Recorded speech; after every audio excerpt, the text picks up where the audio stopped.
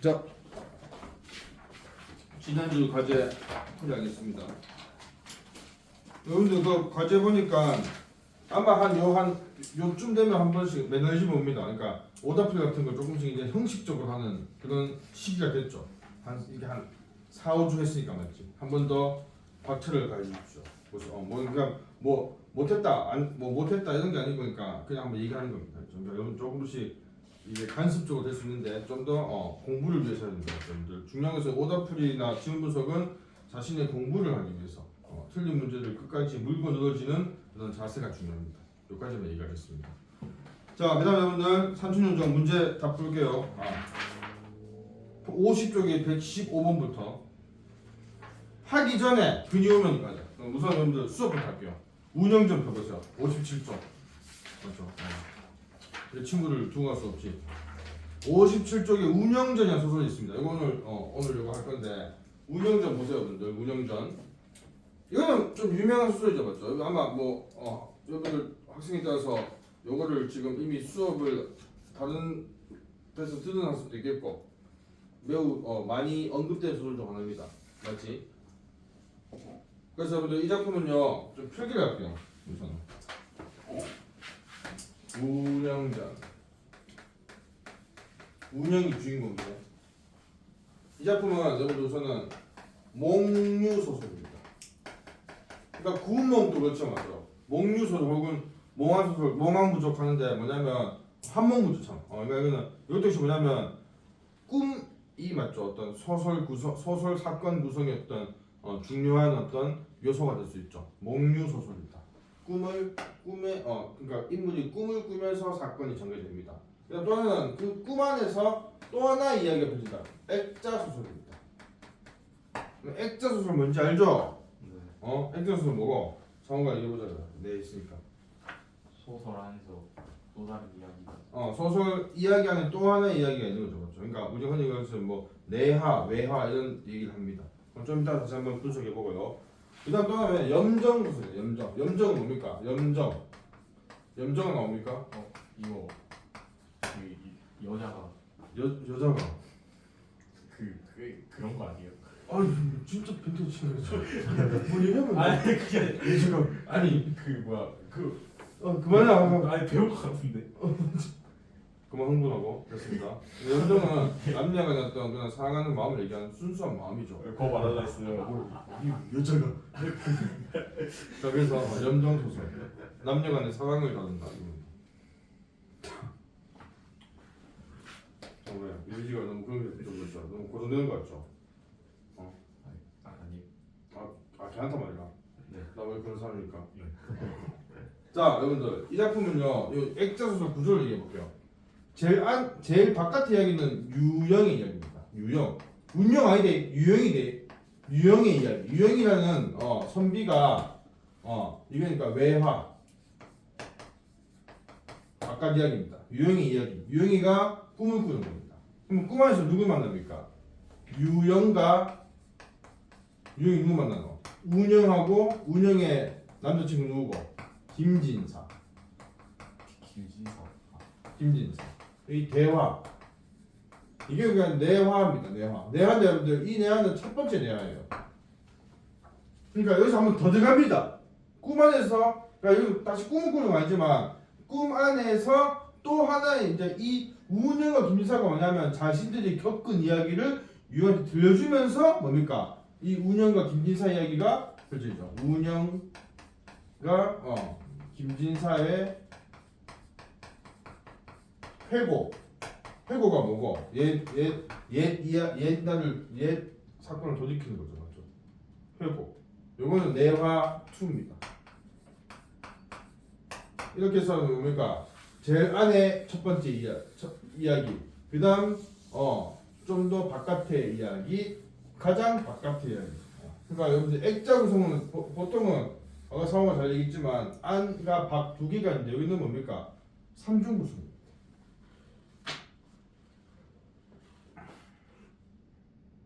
그다음에서 중요한 것은 여러분들 뭐냐면 이 외화는 여러분들 고전 소설은 시점이 99%가 뭡니까? 전기죠.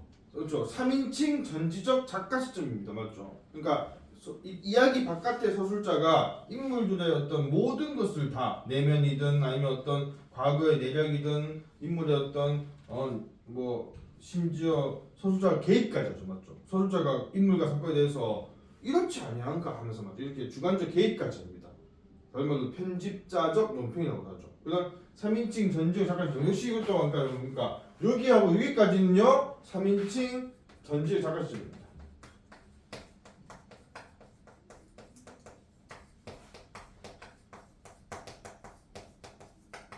근데 요 가장 바깥쪽 가장 안에 내화 2는요 내화 2는 뭐냐 여러분들 이런 겁니다. 보세요. 이 이야기 어떤 설정상 운영과 김진사가 자신들이 겪은 이야기를 유형한테 하기 때문에 어쩔 수 없이 뭡니까? 우리가 나는 이렇게 얘기하겠죠. 그러니까 뭡니까? 1인칭 주인공 주제보다 된다 이거죠. 근데 이거는 뭐 작가가 뭐 의도적으로 한 게 아니고 이렇게 될 수밖에 없는 이야기 구조이기 때문에 된 겁니다. 그러니까 사실 고전소설 이렇게 1인칭 주인공 시점에 어떤 소설은 이거 맞죠? 우리가 참하기 힘든데 요소를 그러니까 어떤 의도하기보다는 어떤 그런 뭡니까? 이야기 구조상 우선 앉으세요. 이렇게 그들만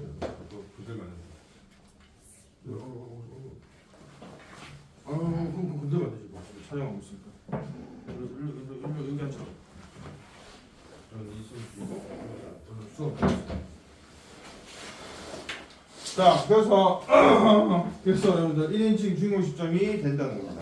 그러니까 이 부분은 뭐냐니까 이거는 고전 소설에서 드문적입니다.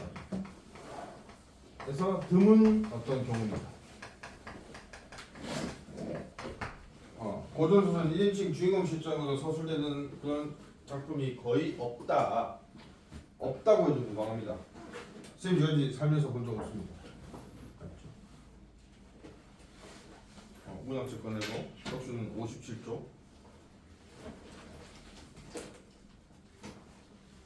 자, 여기까지 얘기하고 이제 그래서 여러분들 앞부분 줄거리 보세요. 57쪽에 앞부분 줄거리 이렇게 돼 있죠. 57쪽.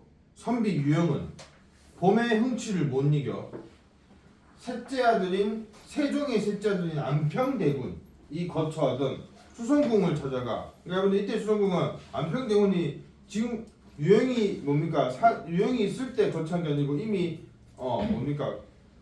이 수성궁 터만 남아 있습니다. 알겠죠? 안평대군도 이미 다 죽고 그래서 거처하던 수성궁을 찾아가서 홀로 술잔을 기울이다가 잠이 든다. 잠이 들어서 꿈 안에서 한 곳에 이르니 아름다운 여인과 속삭이던 청년이 유형을 보고 반갑게 맞이하는데 청년은 김진사고 여인은 운영이었다.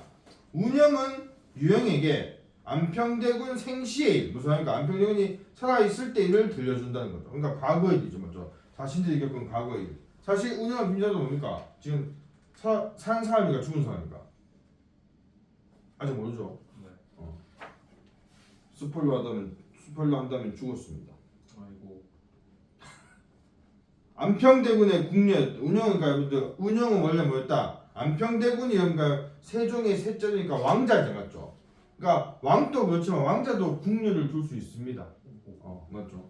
궁녀는 알다시피 왕이나 왕의 어떤 식구들을 위해서 맞죠? 외부에서 이렇게 데려온 어떤 그런 뭐라 해야 되나? 인력이죠. 그래서 뭐 여러 가지 궁녀였던 그런 여러 가지 일을 하죠. 그래서 궁녀였던 운영은 수성궁에서 김진사를 우연히 만납니다. 첫눈에 반합니다. 그러니까 여러분들 궁녀인데 김진사하고 반했제. 여러분들 궁녀는 방금 얘기했지만 궁 안에 있는 여인들인데 근데 기본적으로 뭡니까? 궁녀는 왕의 여자입니다. 맞죠? 그래서 뭐 왕이 뭐다. 뭐 여러분 사극 같은 데 보면 그런 게 있잖아. 원래 궁녀였다가 왕의 눈에 들어서 맞죠. 오늘 밤 내 침소로 들라 해갖고 맞죠. 그래서 뭡니까? 하루아침에 신분이 격상하는 거죠. 그러다가 거기서 한 번 더 격상할 수 있는 건 뭡니까? 아이를 가진 거예요. 맞죠. 그건 뭡니까? 불세네. 완전 그러니까 그러면 이제는 국녀는 아니겠지. 그럼 어떻게 된 거지?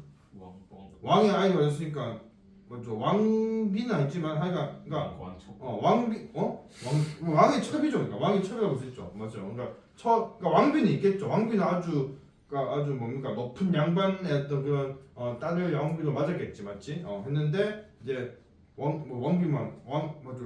일반 양반들도 남자 양반들도 뭐다 첩 말고도 첩을 줄 수 있는데 왕이라고 해서 맞지? 그러니까 기본적으로 모든 궁녀는 맞죠? 왕이 그렇게 왕 눈에 못 들고 평생 늙어 죽어도 이미 궁녀가 되면 뭡니까 왕의 여자입니다. 그러니까 뭐다 쉽게 하면 연애 못하죠. 만약 하면 뭡니까 왕을 주고 반핀 거죠. 극단적으로 얘기하면 맞지? 그러니까 뭡니까 궁녀는 이렇게 외간 남자와 사랑하면 안 되죠. 절대 안 됩니다. 걸리면 어떻게 됩니까? 죽여야죠. 죽습니다. 근데 반했어. 그러니까 김진사는 안평대군이 시를 좋아하는 시. 그래서 김진사가 시를 잘 지어. 그래서 안평대군 한 번씩 자기 궁에 이게 조선 여기 팔도에 시를 잘 지는 사람들 이렇게 초청해서 같이 막 시도 같이 짓고 아하하 하면서 술도 마시고 이렇게 합니다. 그러니까 김진사 이런 거죠. 그러니까 술을 이렇게 김진사를 이렇게 먼저 그 뭐고 대접하는 맞죠 그런 걸 이 운영이 맡은 거야. 운영 김진사 술을 따라줄 때 눈이 딱 맞췄는데 그때 박 이렇게 된 거죠. 그래서 첫눈에 사랑하게 된 겁니다. 그래서 두 사람은 남의 눈을 피해서 금지를 사는 속상입니다. 그래서 뭐 편지도 주고받고 심지어 막 운영이 궁 밖에 나가서만 김사 만나기도 합니다. 맞죠? 김사가 궁 안에 들어가기는 힘들잖아. 맞죠? 그러니까 나가기도 하고 막 그렇게 막 여러 가지 금지된 사랑을 합니다. 결국 탄로난다. 알죠? 이게 기본 이야기. 그러니까 뭐냐면 이제 탄로난다는 것이고 탄로가 어떻게 나는지 여러분들. 그러니까 지금 57쪽에 있는 그 부분은 좀 중요한 부분인데요. 그거보다 그러니까 두 번째 질문 보면요. 그 앞에 부분이 나오기 때문에 거기부터 보겠습니다. 61쪽 보세요. 61쪽. 61쪽은 여러분들 이게 두 번째 질문인데요.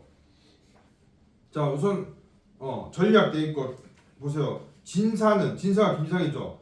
다른 말은 하지 않고 오직 오로질렀다. 너는 재물을 잘 지키고 있겠지? 내가 장차 그것을 다 팔아서 부처께 기상으로 받아내서 오래된 약속을 실천하리라 라고 합니다. 특은 집으로 돌아가서 혼자말로 일렀습니다.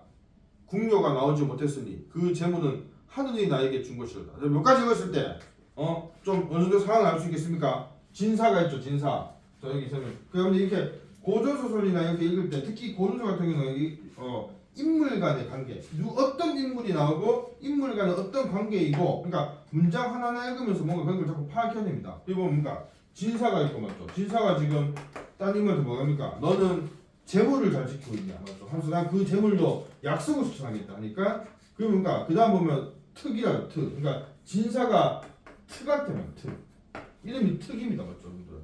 특이하네. 상원이는 식당 가면 혹시 다 보통 혼자 특 먹는 거야? 예? 곱빼기 특 먹는 거야? 그냥 특 하면 그거 생각하지 슈퍼주니어 이 특 있잖아 너무 간대요. 그래? 다시 왔다 그래서 진사가 특이게 재물을 먼저 지키라고 해요 재물 이 재물은 뭡니까? 약속을 실천하는 거예요 그러니까 이 진사는 김진사고 재물은 누구 거겠습니까? 요거는 운영의 거죠. 운영의 재물이고요. 약속도 운영과 약속입니다. 김진사 운영과 약속. 그래서 여러분들 운영의 재물을 김사가 우선 빼돌렸습니다. 알죠? 그러니까 궁녀니까 기본적으로 맞죠. 왕이나 이 안평대군이 하사한 그런 뭐 폐물 이런 게 있겠지. 옷도 있고 그런 것을 우선 빼돌린 거야. 그래서 그것을 약속을 실천한다. 이 약속은 이제 부처님께 뭘 빌겠습니까, 여러분들? 자신들의 사랑이 이루어지기를 맞지? 빌겠죠.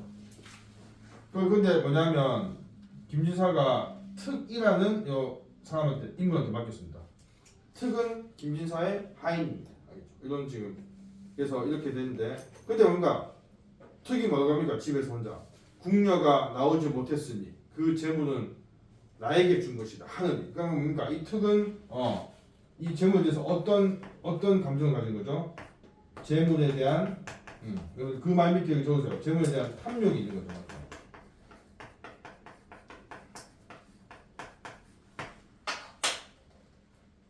이런 지금 상황인 겁니다. 그래서 밑에 보면 특은 남몰래 웃음 짓죠. 음흉한 웃음을 짓고 하루는 특이 자기 옷을 스스로 찢고 자기 코를 스스로 때려 피를 흘리고 맞죠? 온몸에 흠뻑 발라서 머리가 푸른지 채 맨발로 달려들어서 엎드려서 울며 맞다. 뭔가 이거는 맞죠? 거짓으로 맞죠? 이렇게 위장한 거죠. 여러분 맞죠? 제가 강도에게 습격을 당했습니다. 하면서 기절했습니다. 진사는 뭡니까? 특이 죽으면 재물을 묻은 것을 알 수 없게 되어 염려되어서 약물을 입에 흘려놓고 맞죠? 술과 고기를 먹입니다. 특이 10여일 만에 말했습니다. 10일 동안 맞죠? 계속 기절한창한 거죠. 사실 연기인데 10일은 너무 맞죠? 너무 메소드 연기네요. 그래서 뭡니까? 거짓말하는 걸 쭉 읽어보세요. 무슨 거짓말 알겠지? 세 줄 읽었죠? 도적한테 뺏겼다고 거짓말하고 있죠. 그래서 그 다음에 말을 마친 특은 발로 땅을 차고 주먹으로 가슴을 치면서 통곡합니다. 아주 오버하고 있죠. 진사는 부모님이 할까 두려워서 따뜻한 말로 위로했습니다. 부모님이 뭐 할까봐 맞죠. 지금 궁녀와 맞죠. 사랑에 빠진 것을 부모님이 알 수도 있잖아요. 맞죠. 특이 막 이렇게 막 통곡하고 막 시끄럽게 하니까 야 조용히 부모님 귀에 들어간다 하면서 맞죠. 위로합니다.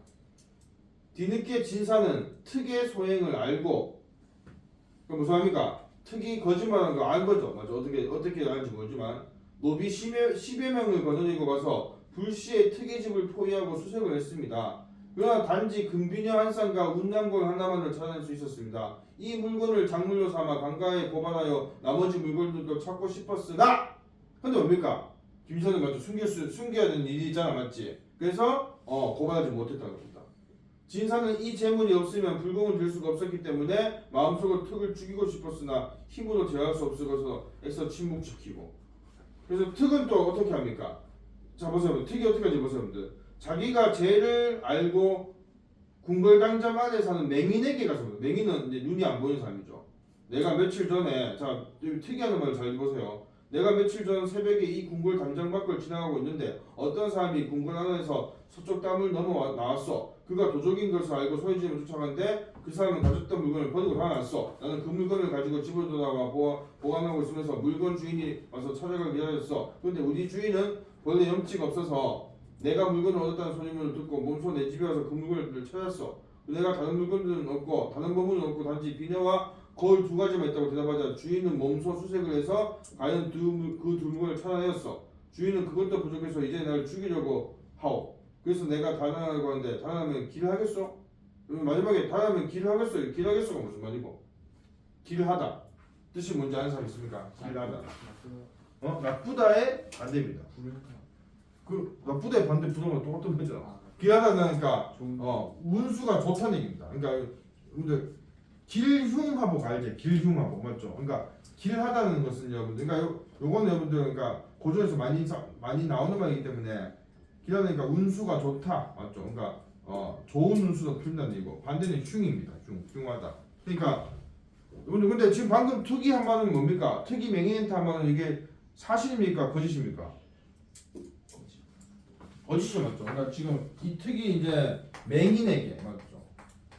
맹인에게 얘기한 말은 이거는 다시 얘기하면 사실을 맞죠. 그러니까 왜 보면 사실도 섞여 있죠. 실제 수색 방법도 맞고 근데 뭐냐면 또 사실 아닌 것도 있고 보물을 어디 것은 김진사가 뭡니까 특한테 믿고 맡긴 건데 그것은 뭡니까 누가 그것을 던졌다 뭐 이렇게 얘기하면서 맞지.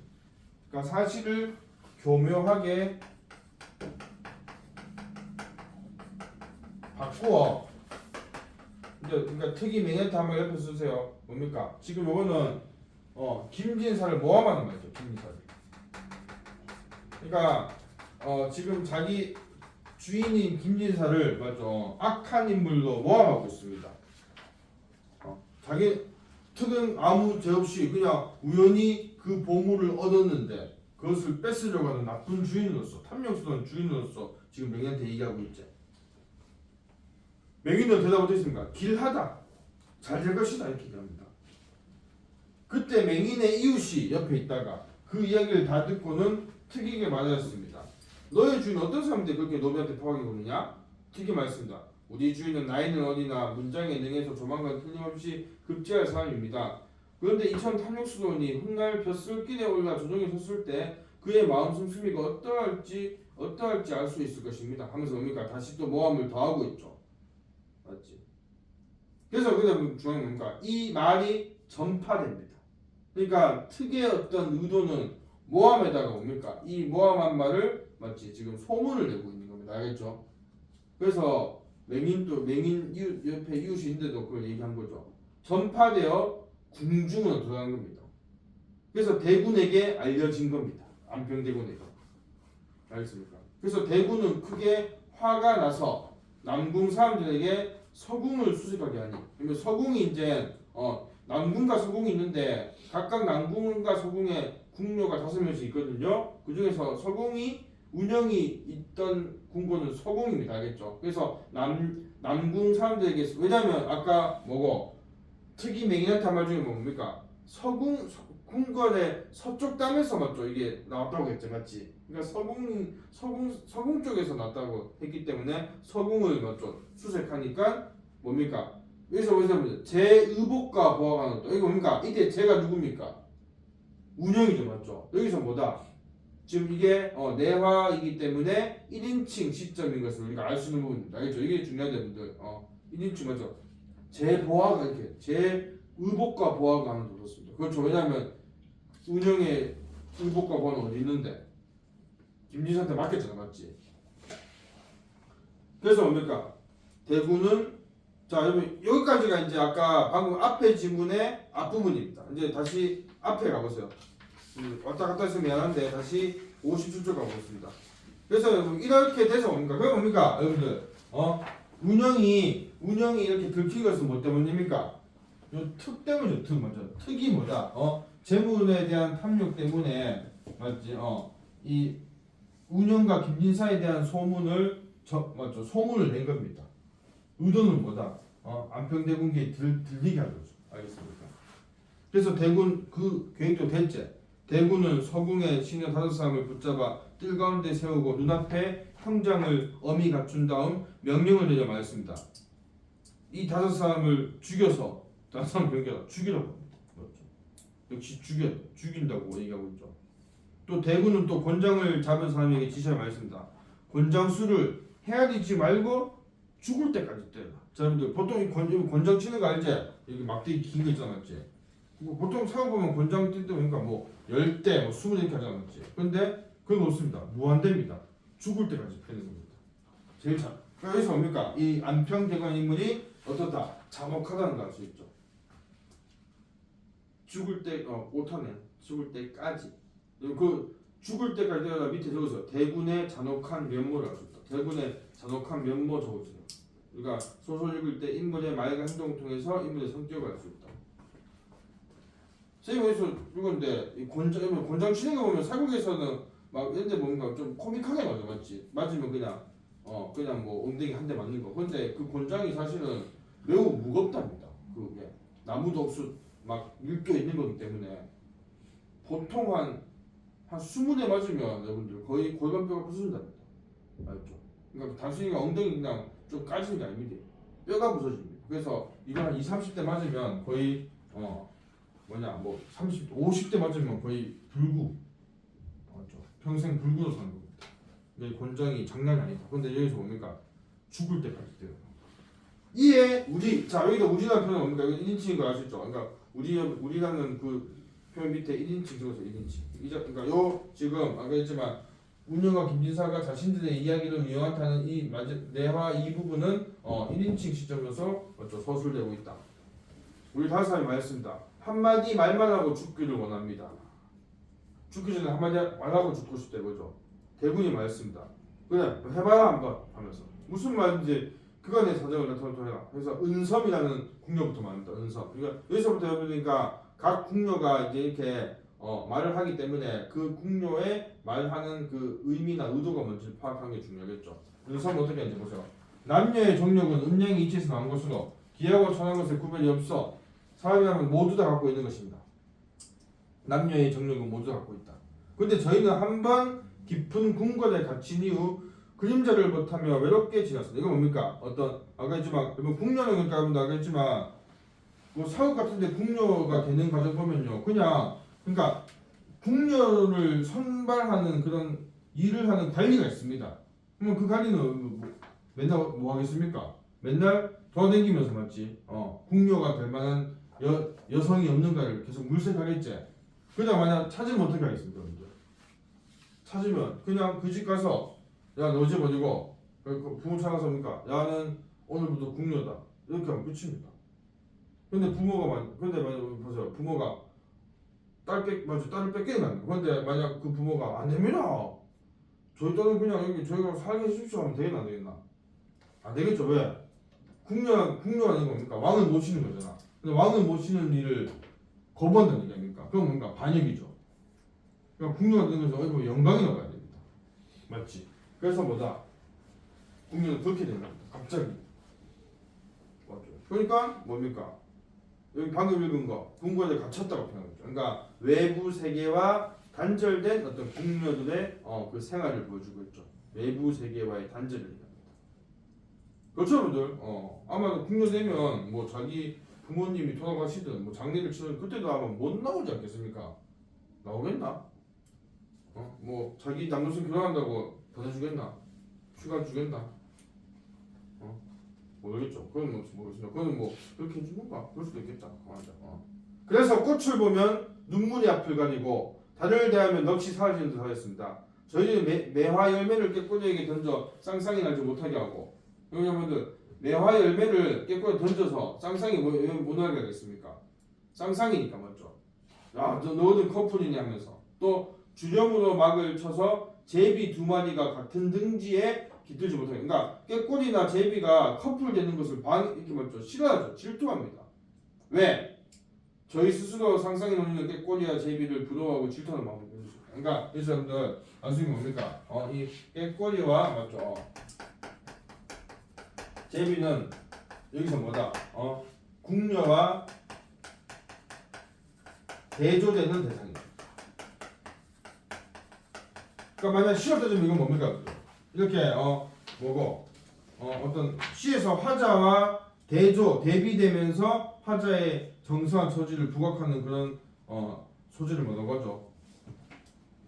6글자로 객관적 상관문이죠, 맞죠? 이것도 그런 기능을 하는 거죠, 맞지? 여기서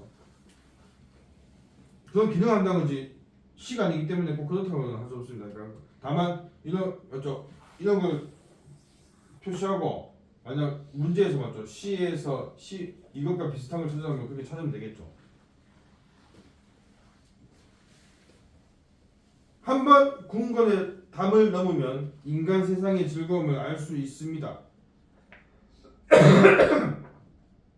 그럼에도 저희가 궁궐의 담을 넘지 않는 것은 어찌 힘이 부족하여 마음이 참아하지 못해서 그러하겠습니까? 저희들이 궁중에서 깨어날 수 있는 일은 오직 주군의 위험이 두려워서 이 마음을 굳게 지키다가 말라 죽는 것입니다. 그러니까 궁궐의 담을 못 넘는 건 어떻습니까? 주군의 위험이 두려워서죠, 맞죠?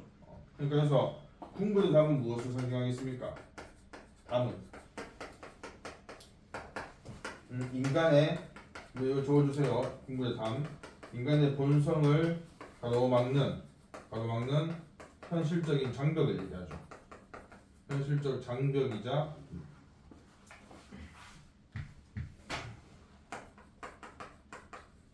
사회적 제약이죠.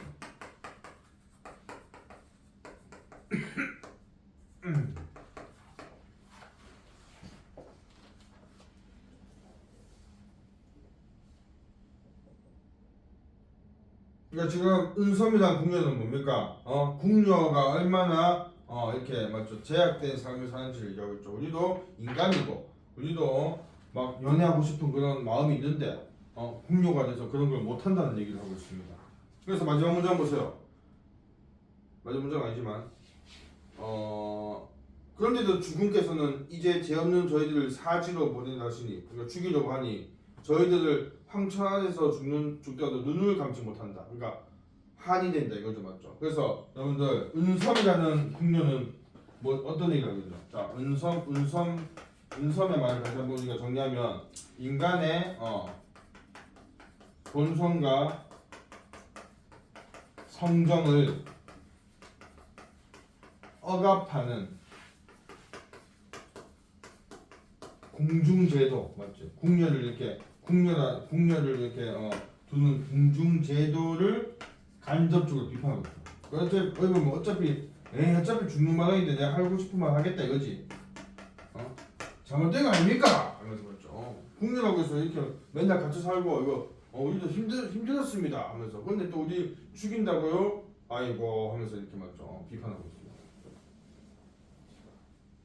자 그다음 두 번째 궁녀 비치가 초사를 말했다. 그러니까 저는 이렇게 지금 말한다고 했지만 사실 여러분들 뭐냐면 궁녀 각각이 종이에 글을 적어서 맞죠. 이렇게 내는 겁니다. 왕한테 알겠죠.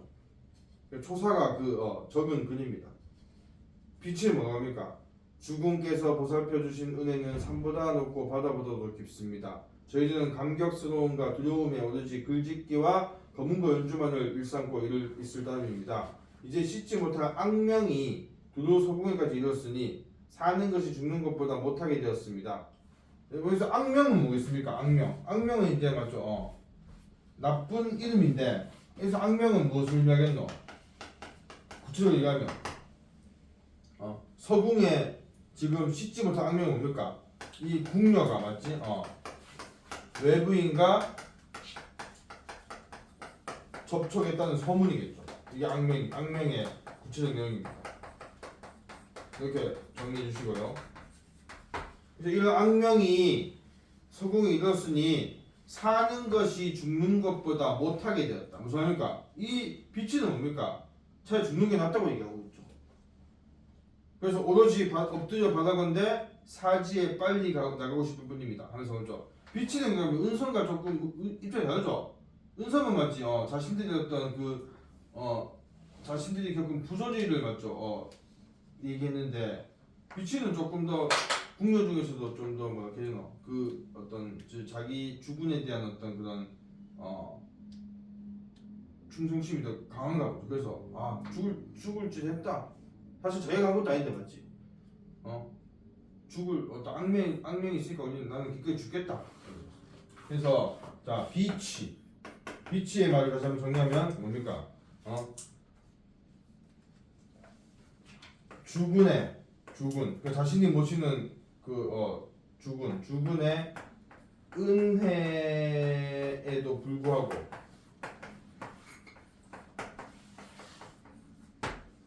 악명이 퍼졌으니 악평 아니고 악명이 퍼졌으니 기꺼이 죽음을 바란다. 빛은 좀 딴 거죠. 그럼 은섬이가 앞에서 세게 얘기했는데 빛이 이렇게 얘기하는데 은섬이가 저는 왜 저렇게 얘기해? 내만 큰일 났네 이렇게 좀 느낄 수도 있겠죠.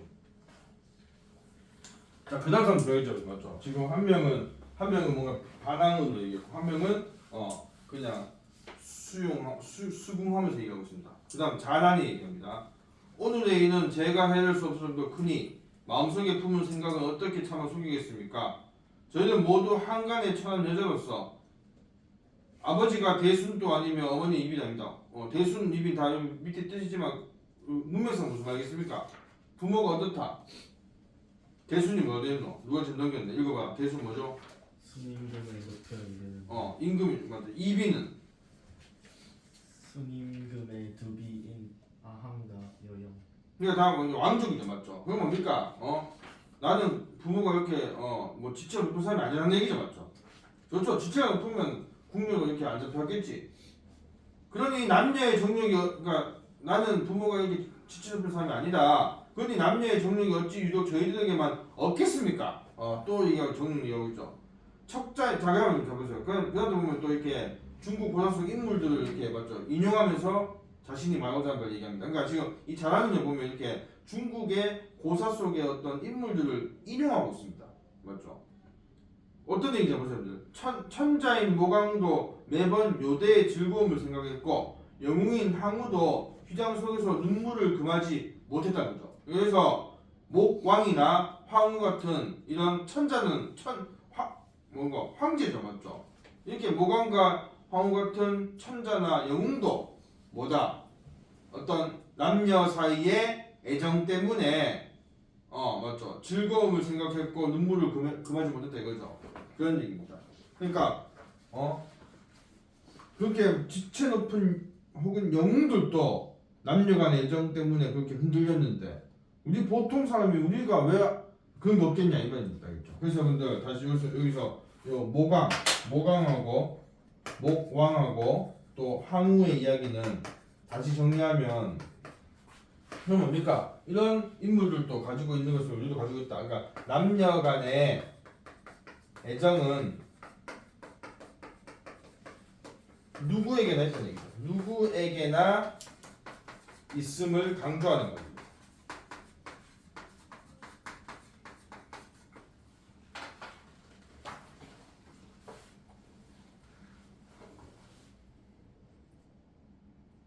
이런 말 우스갯소리 많이 하는 거죠. 삼성이 이재용 회장도 옆풀렸다면 뚜껑 핥아 먹는다 이런 거 쓰는 말이지. 무슨 말인지 알겠죠? 그런 거 비슷한 말이죠. 이제 핥아 먹을까?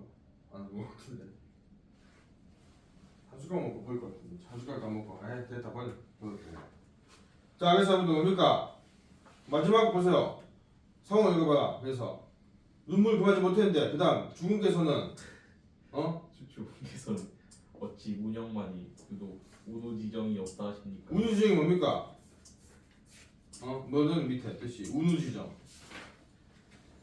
구름 돋은 비와 나무는 정이라는 뜻으로 남녀의 사랑을 이르는 말. 그렇죠. 운우지정은 남녀 간의 애정, 사랑을 얘기합니다. 사실 여기서 이게 지금 교육용 위주니까 사랑이 있지만 사실은 어떤 육체적인 욕망을 얘기합니다. 맞죠? 그래서 운영만이 그런 게 없냐? 그러니까 역시 뭡니까? 이 지금 잘하는 여러분들 은섬 쪽이 가깝나 비치 쪽이 가깝나? 잘하는 이 조사는 은섬의 편입니까 비치 편입니까? 굳이 따진다면 은섬의 쪽이 가깝죠, 맞죠? 그러니까 역시 뭐다?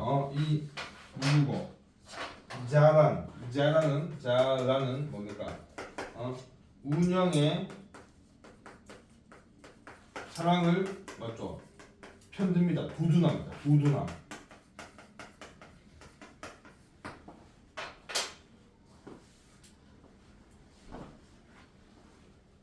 그러니까 은섬이하고 자연이는 조금 강경파고 맞지? 비치는 조금 온건파죠. 온건파. 그다음 누가 얘기합니까?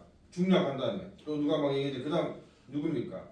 제가 맞죠? 이게 이제 1인칭이죠. 제가 소설을 말했습니다. 자, 이제 운영은 자신이 어떻게 얘기할까? 보세요. 주군의 은혜는 산과 같고 바다와 같습니다. 그런데도 능히 정절을 고수하지 못한 것이 저의 첫 번째 죄입니다. 무슨 의미가 나는 이미 김진서와 사랑하는 사람이 됐다 이거죠. 첫 번째 죄입니다. 지난날 제가 지은 시가 주군께 의심을 받게 되었는데도 끝내 사실대로 알지 못한 것이 두 번째입니다. 그러니까 과거에 어떤 사건이 있었냐면요. 이렇게 아까 했지만 남편들은 시를 좋아하죠. 그래서 궁녀들한테도 시를 자주 짓게 합니다. 시 한번 지어봐라 했는데 뭡니까? 운영이 지을 시 딱 보니만 마치 이런 거죠, 맞죠, 여러분들? 우리가 시 수업할 때 하듯이 네가 지은 시의 화자의 정서를 파악해 보니까 어떤 사랑의 감정이 너무 애절한데 네 혹시 누구 있는 거 아니야? 이렇게 얘기한 거죠. 의심한 겁니다. 근데 운영이 어떻게 얘기했다? 아닌데요? 하면서 맞죠. 근데 아닌데요 한 다음에 어떻게 했냐면 여러분들 아닌데요 한 다음에 진짜 저는 아닌데 억울합니다 하면서 어떻게 했냐면 그 앞에서 목을 맸습니다. 알죠? 목을 막으면 난 죽어야 돼. 나 이렇게 의심하고 뭐 하니까 뭡니까? 해서 막 하니까 또 그때 국녀들이 뭡니까? 막 안평이한테 매달려갖고 제발 말려주십시오 하니까 뭡니까? 그래서 안평이 그만해라 하니까 그만했거든요. 그러니까 이렇게 이 정도면 오버했잖아. 사실 김민수하고 만났는데 그러니까 그게 두 번째 죄입니다. 정직하지 못했다. 좋은데. 그다음 세 번째 죄는 뭐겠습니까, 여러분들? 죄 없는 소금 사람들이 저 때문에 함께 죄를 지게 되는 세 번째. 그러니까 이게 자신의 죄 세 가지를 조목조목 밝히고 난 뒤에 이처럼 세 가지 큰 죄를 짓고서 무슨 면목으로 살겠습니까? 만약 죽음을 늦춰주실지라도 저는 마땅히 자결할 것입니다. 처분기합니다. 그러니까 이 누구고 운영은 이거 지울게요. 이거 다 이제 운영은 뭐다? 자신의 맞죠? 죄를 인정하고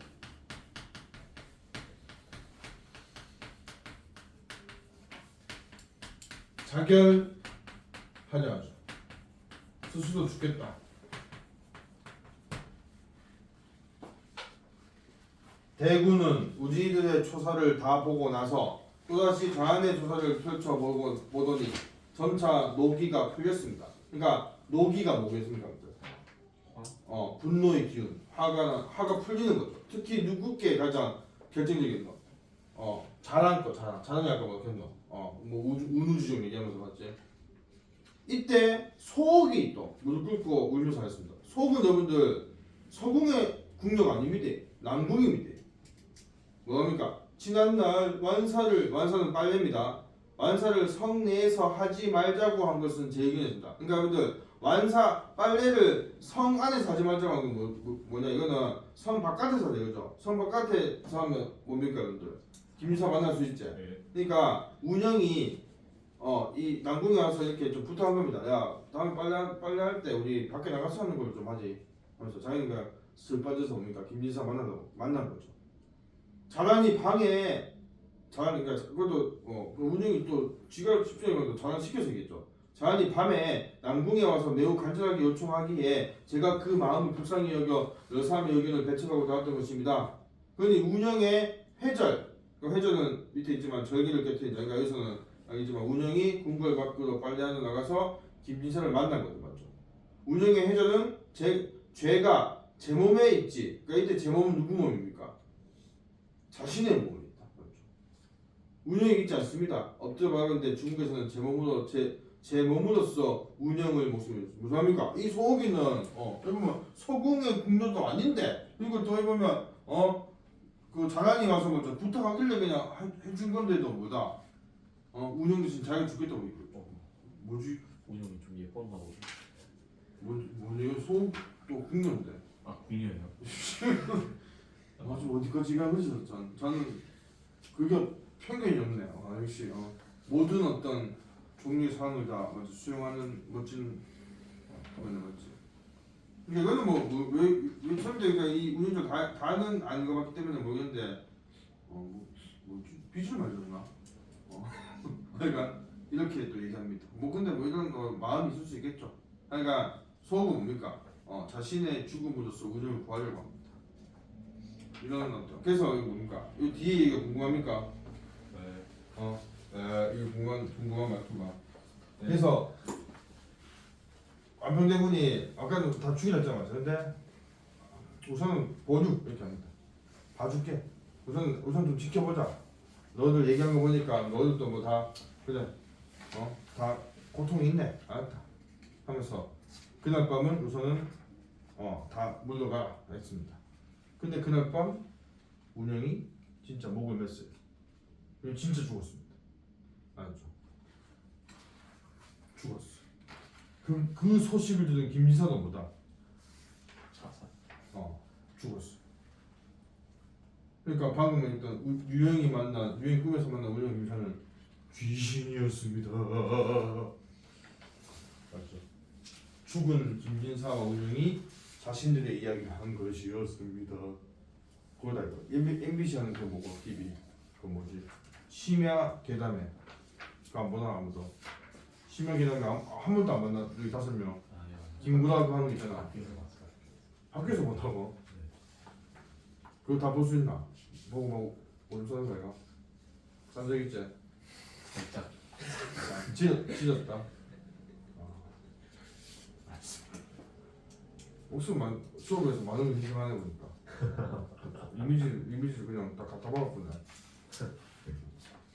쌤 많이 기저귀 차고 옵니다. 비싸시네. 성인용 기저귀 알지 않는데. 디펜스라고 있습니다. 내가 더 희생했지. 자, 그래서 여러분들 이 작품은 뭐다? 비극적 결말입니다. 왜? 남녀 주인공이 다 죽었죠. 물론 죽어서 뭐 이렇게 또 영혼에서 만났지만, 그렇고. 자, 이 작품의 주제는 뭐겠습니까, 여러분들? 주제. 주니까 빨간색 될까? 주제는 얘기하겠죠. 우선은 표면적 주제는 뭐냐? 표면적 주제는요. 먼저 남녀간에 이루어질 수 없는 이 김진사와 문영 간에 이루어질 수 없는 비극적 상황이 맞죠 주제죠. 이 비극적 상황. 근데 여러분들 이면적인 건 뭡니까? 여기 곳곳에서 지금 보면 이 두 인물의 상황을 통해서 뭐다 당시에 그러니까 결국 이 상황이 이루어질 수 없는 건 뭐 때문입니까?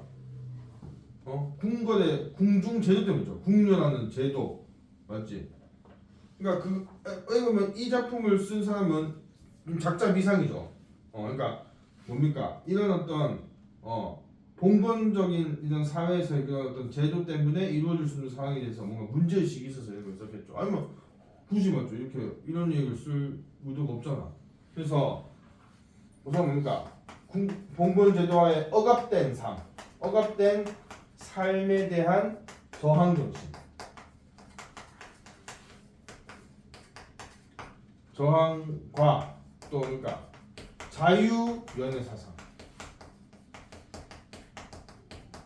대한 옹호죠. 옹호. 그러면 자유연애 사상이란 말이 이런 어떤 한 번씩 고전소설에서 나옵니다. 자유연애가 뭡니까? 연애를 자유롭게 하는 거죠. 요즘 당연한 거 맞죠? 요즘 연애를 당연히 자유롭게 하죠. 연애를 맞죠. 근데 자유롭게 한다는 것이 봉건 사회에서는 힘들죠. 우선 뭐가 있습니까? 가장 그러니까 봉건 사회 남녀들이 연애를 자유롭게 할 수 없는 이유가 뭐 때문이죠? 신분도 있죠. 뭐 남녀 그러니까 거기는 나겠지만 국련 아니면 또 하나는 뭐고 다른 계층 신분 맞죠? 그러니까 양반하고 뭐고 양반이 아닌 그 밑에하고는 맞죠? 사랑할 수가 없 사랑해봤자 뭡니까? 혼날 수 없죠. 춘향전도 보면 춘향이는 뭐고 기생이잖아. 저희는 기생이 딸이죠, 맞죠? 그러니까 엄마가 기생이고 아빠는 양반이죠. 근데 이몽룡은 뭡니까?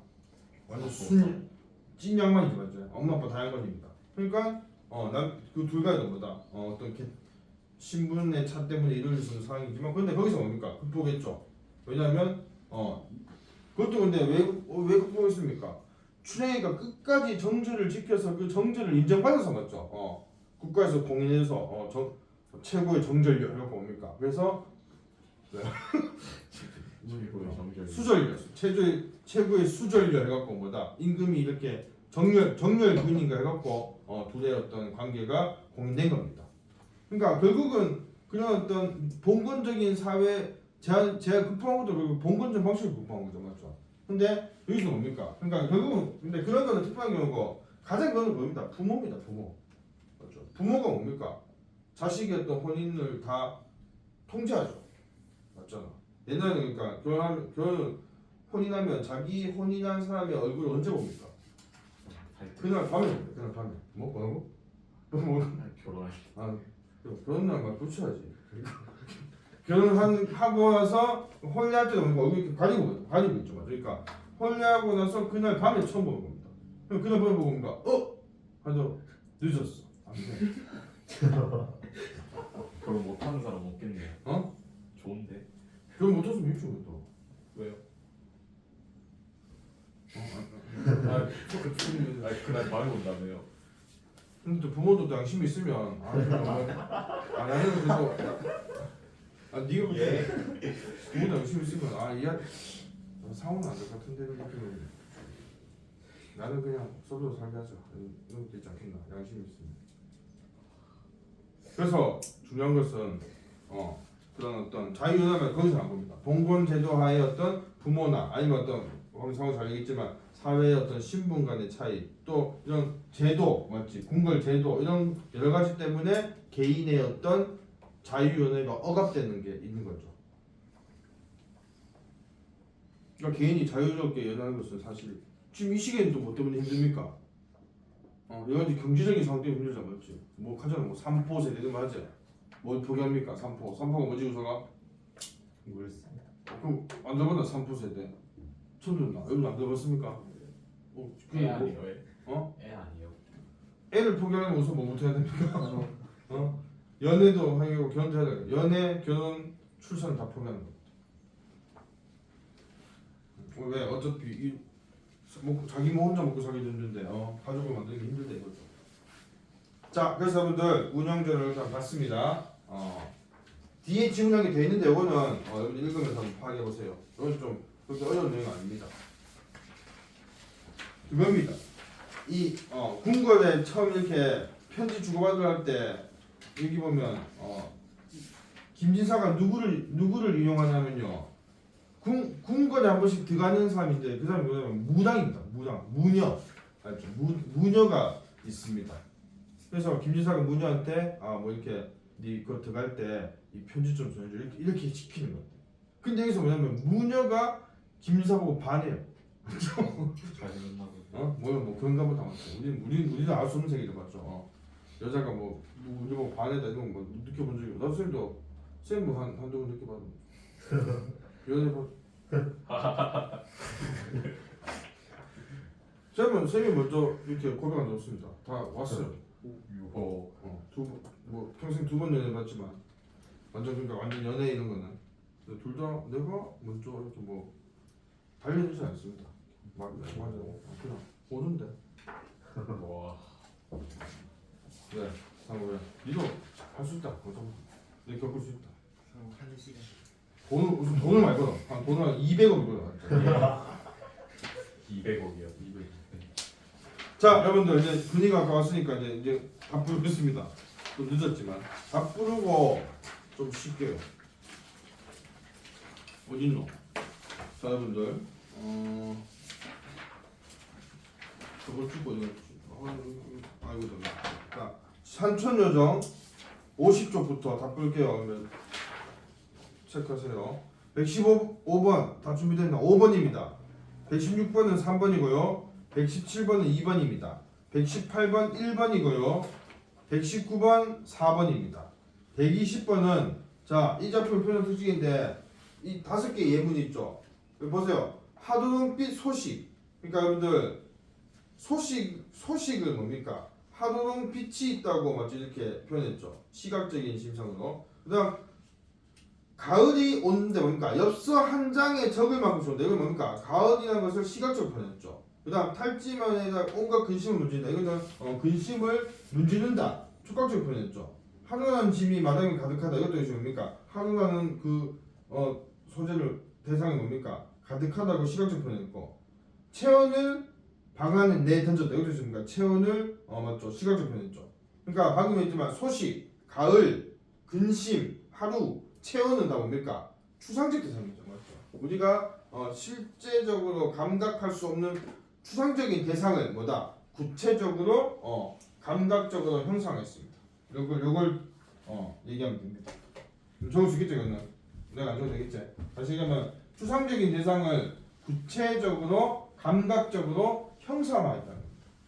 그런 표현을 사용하는 것이 공통적입니다. 121번은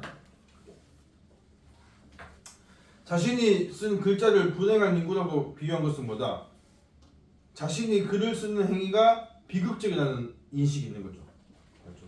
자신이 글을 쓰는 행위가 비극적이라는 인식이 있다.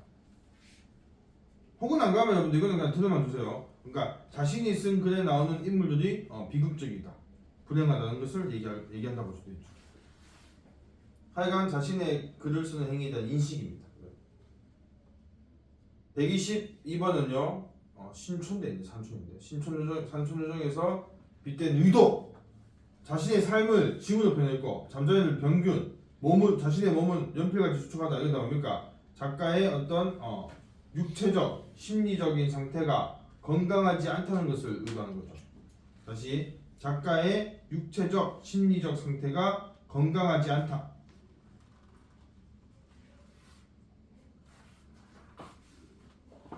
그 다음 123번 저번 주에 있지만 산촌요정은 편집글 형식이죠. 정형 하면서 맞죠? 이렇게 그러니까 듣는 이가 있습니다. 그래서 이거는 편집글 형식을 취하면서 얻는 효과는 뭐가 있냐? 첫 번째 내면을 솔직하게 고백하는 효과가 있습니다. 아무래도 편지는 뭐다?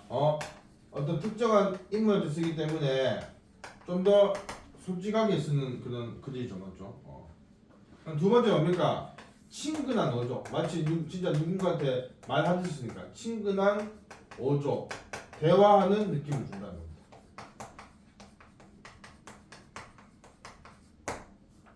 그래서 뭡니까? 세 번째는 독자에게 뭡니까? 좀 더 그냥 일반적인 수필을 읽는 것보다 좀 더 독자에게 편안한 느낌을 준다.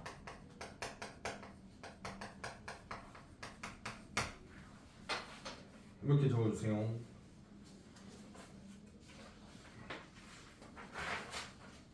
자, 다 정리했으면 넘겨서 난수공 갑시다. 적고 하세요, 여러분들. 천천히 하세요. 몸이 까까. 준비됐나요? Are you ready? 124번 5번 125번 3번 126번 2번 127번 4번 128번 5번입니다. 129번 4번 130번은 X. 문제가 성립 안 됩니다. 문제도 오토도 있고 지금 이거는 풀 수 없다.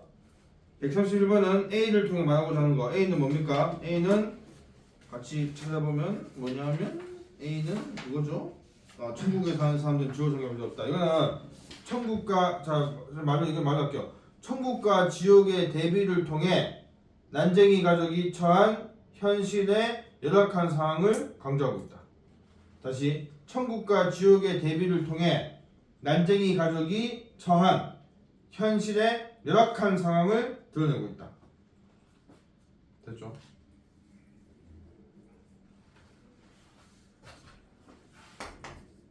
(132번은요) 이 소설이 동화적입니까, 여러분들? 느껴집니까?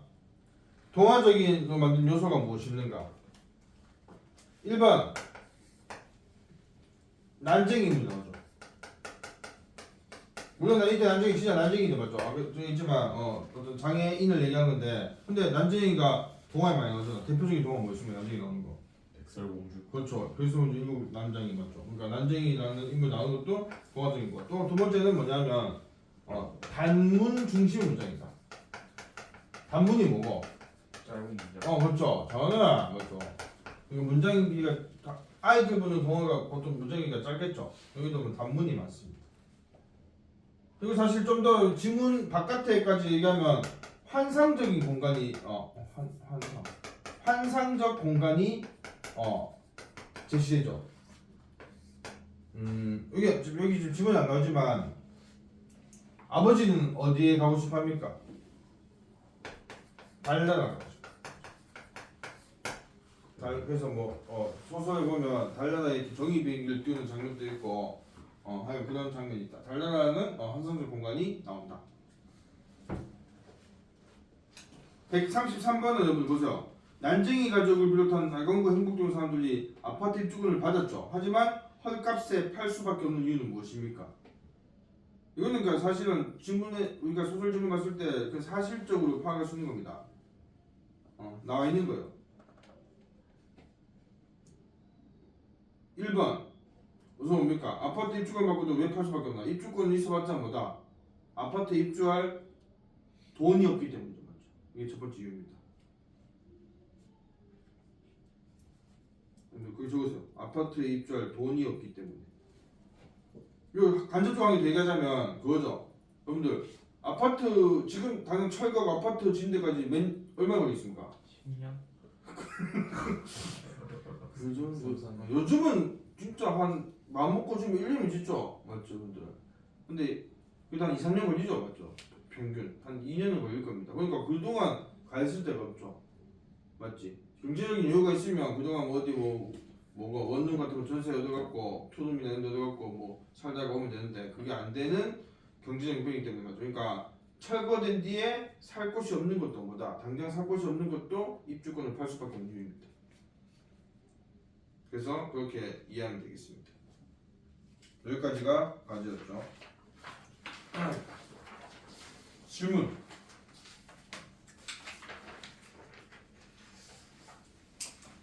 질문까지 받고 오시겠습니다.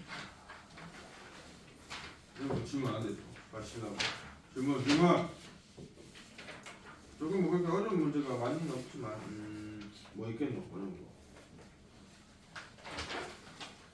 128쪽에 이런 문제 이런 거 여러분들 뭐에 대한 내용인지 압니까? 128쪽 128번 문제 보세요. 53쪽에 보기의 관점에서 이 소설 감상한 것은 이렇게 묻는 문제가 어떤 그 틀 안에서 묻는 건지 알겠습니까? 이거 한번 내가 얘기했는 것 같은데 뭡니까 이거는? 소설을 감상하는 관점 있죠? 네. 그 중에서 보기는 뭘 얘기한 거고 현실과 작품의 관계를 얘기하죠. 이건 반영론적 관점이죠, 맞지? 그걸 찾는 겁니다. 그럼 1번은 뭡니까? 이 소설에는 우리 사회의 소외계층에 많은 관심을 보였던 작가의 세계관이 반영되어 있다. 작가의 세계관이 반영되어 있다. 이게 중심이죠. 뭡니까? 이거는 작가와 작품의 관계 뭐고 그 용어하는 사람 있나? 반영론 같이 뭐고 이거는 표현론적 관점이죠. 이거 기억 안 나면 이렇게 생각해요. 작가는 작품을 표현하는 거 아닙니까? 맞죠? 그러니까 표현론적 관점. 2번 이 소설은 영혼의 가족을 둘러싼 소외계층의 삶을 통해 21세기 우리 사회가 지닌 문제가 무엇인지 생각하게 한다. 그럼 이것도 이거 사회 얘기하니까 반영 아니야 하지만 근데 핵심인 거죠. 그러니까 이걸 잘 찾아야 된다. 지금 우리 사회가 지닌 문제가 뭔지 생각하게 하지. 이게 뭐냐니까 독자로서 이런 것을 생각하게 한다. 이게 핵심인 거예요. 그러니까 이거는 효용론적 알겠죠? 3번 이 소설은 같은 제목의 연작 12편 중 4편에 해당하는 참신한 기법 그러니까 이거는 연작 소설로서의 기법 또 서술적 아름다움 가지고 이거는 작품 자체만 얘기하거든요. 이건 절대론적 가지고입니다. 절대. 4번 이 소설은 여러 소설들을 통해 도가적 분위기가 지어지고 간결한 문장 이런 것도 뭡니까? 분위기나 문체 이런 거 얘기죠. 이것도 절대론적 가지고입니다. 근데 5번은 뭡니까? 이 소설은 산업화 도시화가 급격히 진행되던 시대를 배경으로 하여 우리 사회가 지닌 구조모습을 비판하기 때문에 반영론적 관점을 갖고 있겠죠. 현실과 작품을 연관지어서 얘기하고 있습니다. 그래서 5번이 답이다. 그러니까 여러분 이런 걸 잘 뭐냐면 표현은 작가가 뭐 이렇게 표현했다. 작가의 얘기가 나와야 되고 효용은 뭐냐니까 작품이 독자에게 어떠한 영향을 줬는가. 뭐 생각하게 했다. 뭐 반성하게 했다. 아니면 이런 자신의 삶과 연관지었다. 뭐 교훈을 줬다, 감동을 줬다 이런 표현이 나오면 효용을 좀 갖춥니다. 그런 걸 좀 구분해서 알죠? 알아야 되겠습니다.